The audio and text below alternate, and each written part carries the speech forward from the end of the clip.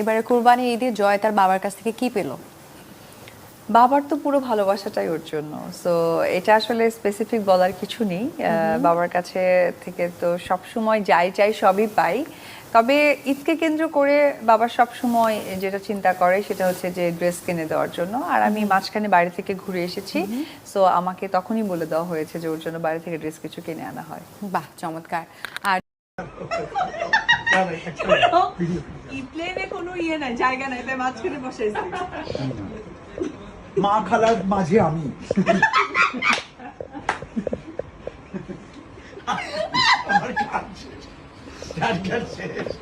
তুমি কেন আসছো?